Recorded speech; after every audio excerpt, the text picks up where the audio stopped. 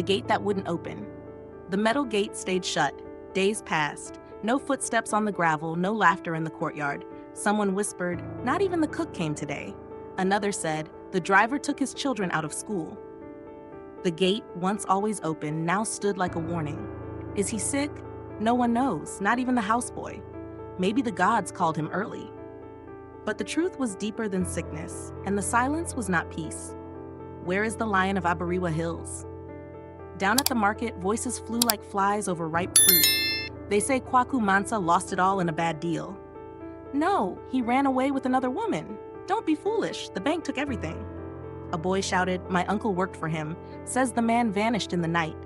An elder leaned on his staff. Riches come like rain, but who builds shelter when it dries? Heads nodded, eyes searched, but no answers came. Ama leaves in silence.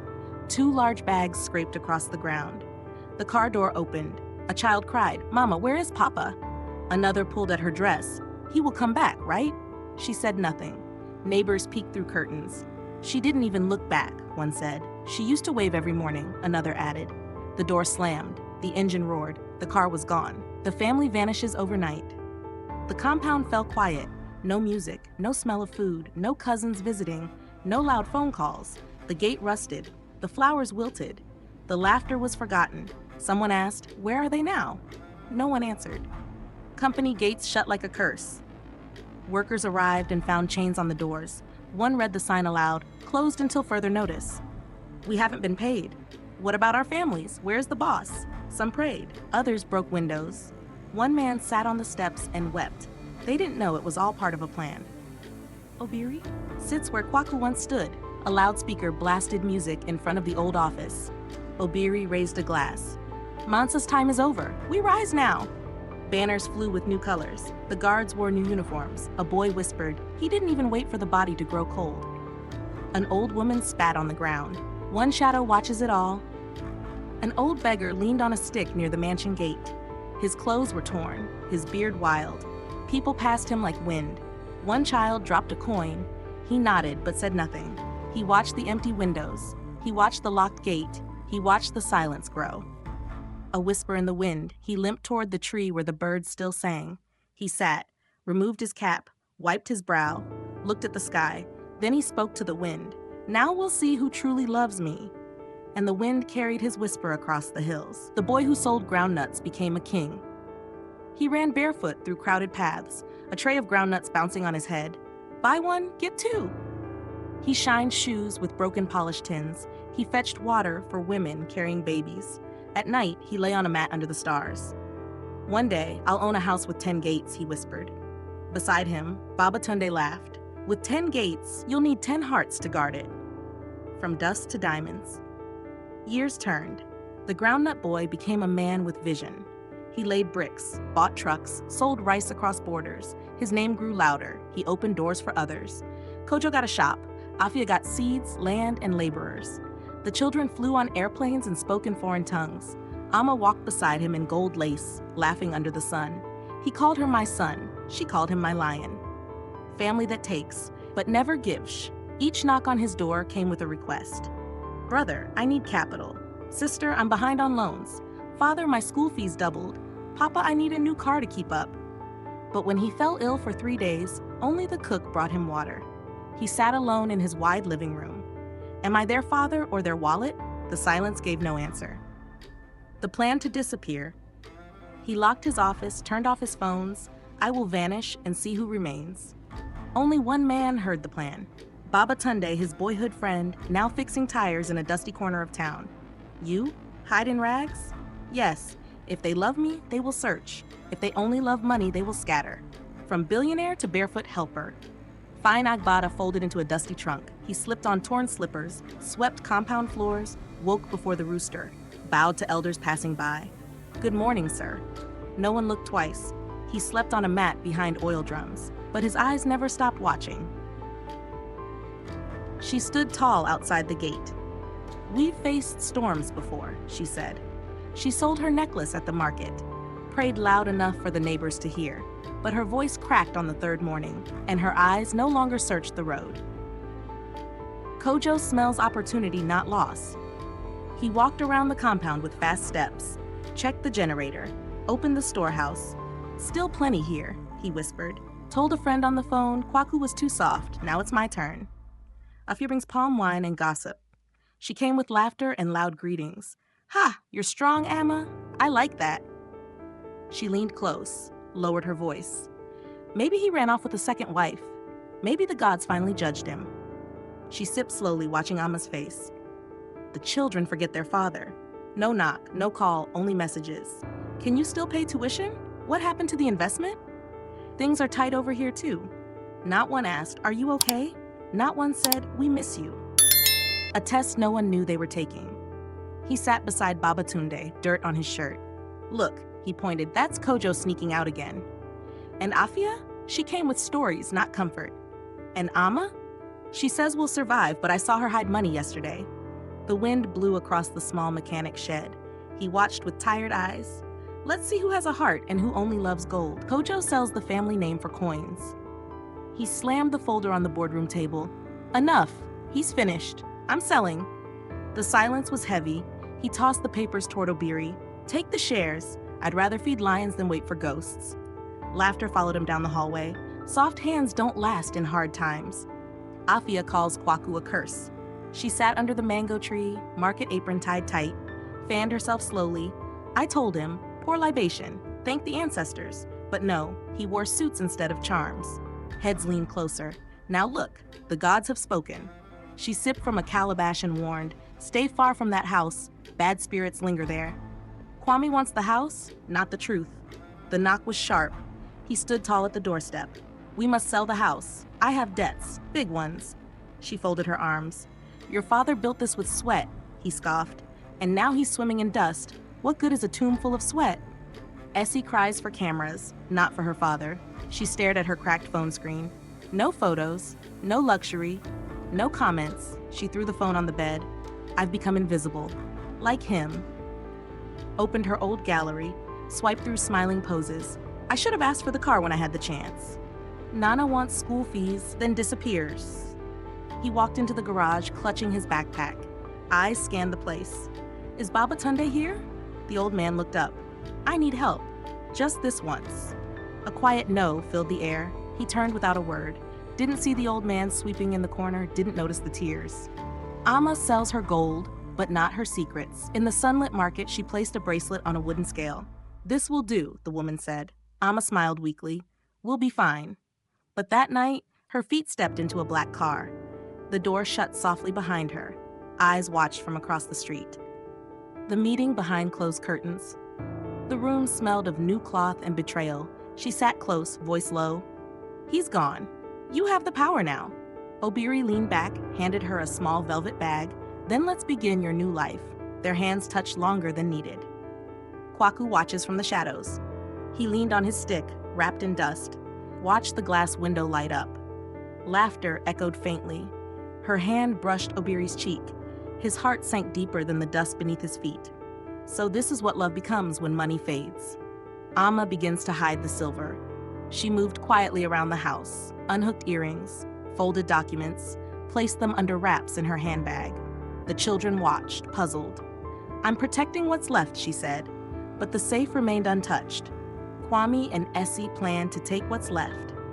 He slammed his fist on the table. She's stalling. Once she signs the house deed, we're done with her. Essie didn't look up. As long as I get the Benz, I don't care what happens after. Their voices bounced through the walls. No one mentioned their father. Baba Tunde seized the fire building. The old mechanic poured millet drink into 2 small calabashes, handed one over with steady fingers. They've shown you their hearts, old friend. The beggar with wise eyes nodded, but his face held no joy. You're playing with fire, Kwaku. The sun dipped low behind the zinc roofs. Baba Tunde placed a firm hand on his shoulder. If you keep testing people, the fire won't just burn them. It'll burn you too. The old man looked up slowly. Then let it burn. I want truth more than peace. The wind carried away their silence, bells that shakes the village. The town criers' voices rang out, sharp and heavy in the morning air. Kwaku Mansa is dead, they cried. It echoed in the streets, bouncing off every wall. Radios buzzed. The bells rang in the churches, their sound thick with sorrow. People gathered in the dusty square, some wiping away tears, others wiping away questions. Eyes darted, curiosity, greed, hope. A funeral of crocodile tears? Kojo's wailing was the loudest. His hands covered his face, but his eyes darted about, watching the crowd, counting who was paying attention. Afia screamed toward the sky. "Oh heavens, take him back!" But the words felt hollow, like a practiced chant. Essie held her phone up, the camera capturing every tear, every sniff. Kwame whispered, "I hope they bury him on land I can buy cheap." Nana's eyes were glued to his phone, scrolling, ignoring the prayers.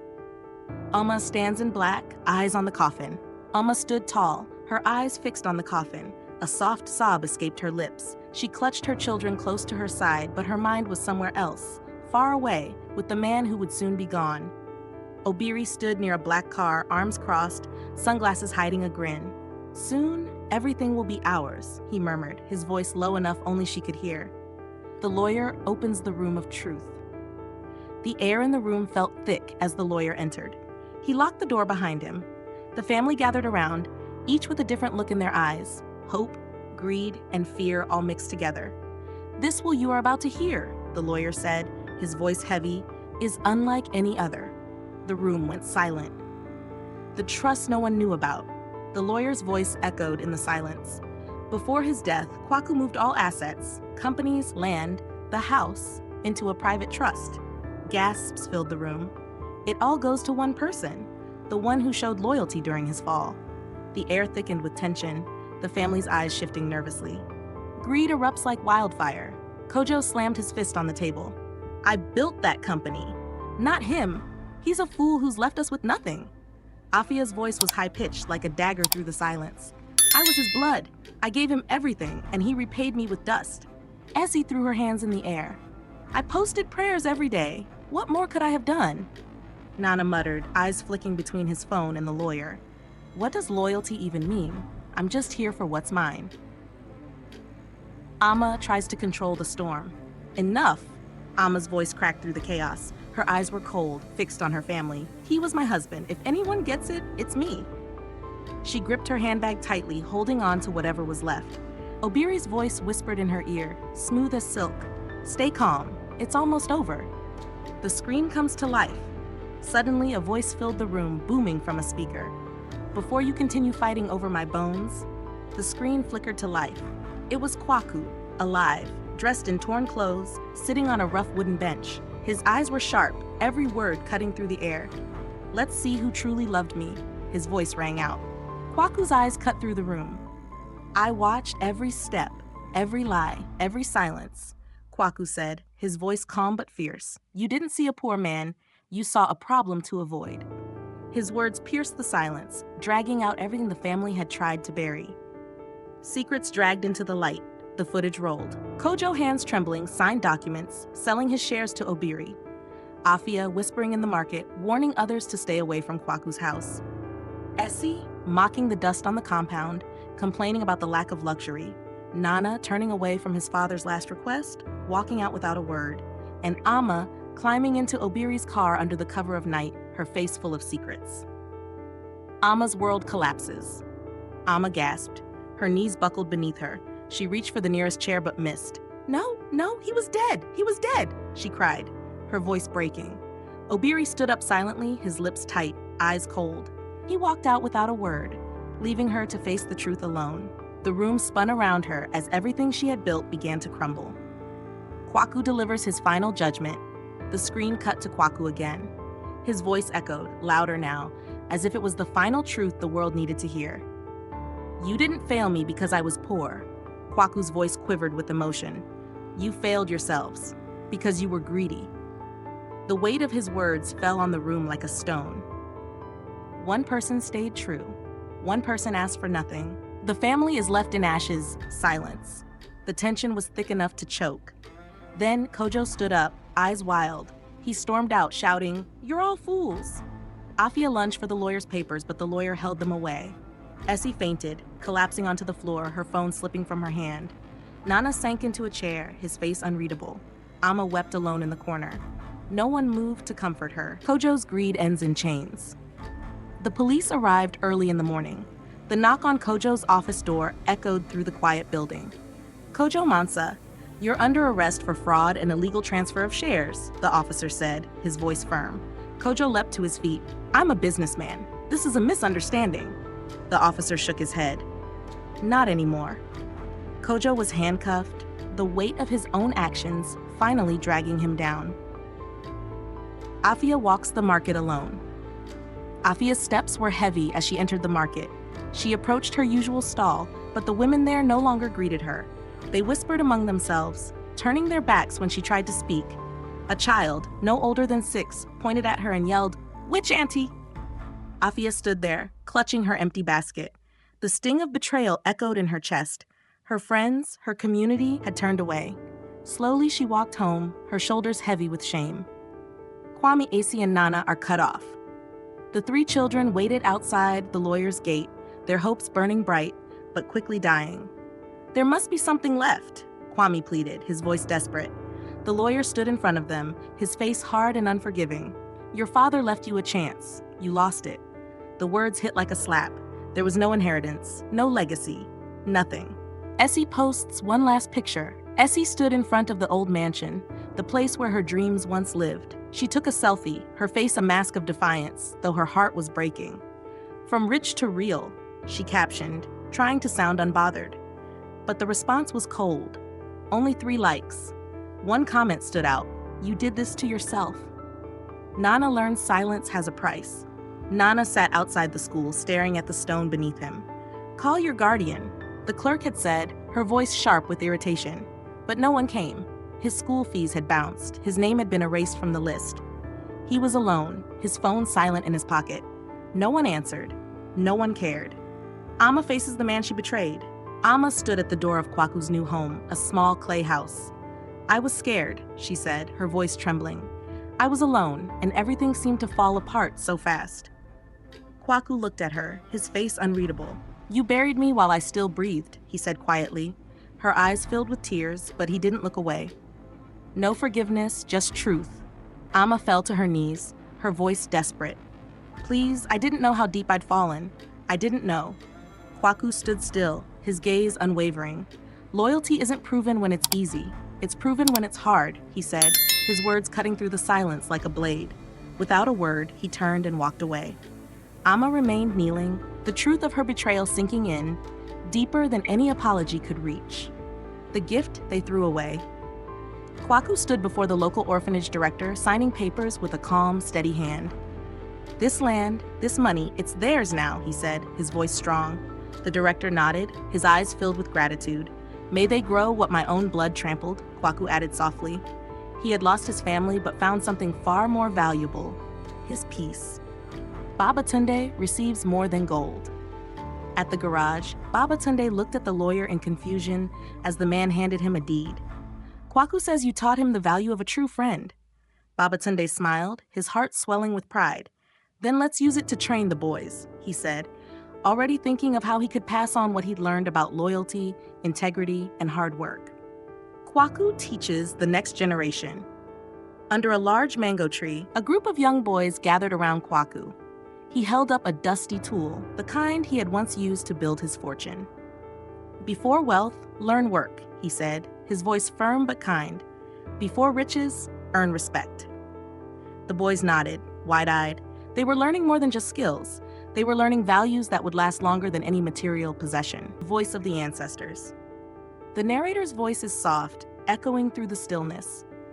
Wealth builds houses, but only love builds homes. When gold is gone, true hearts are revealed. The masks that fell too easily.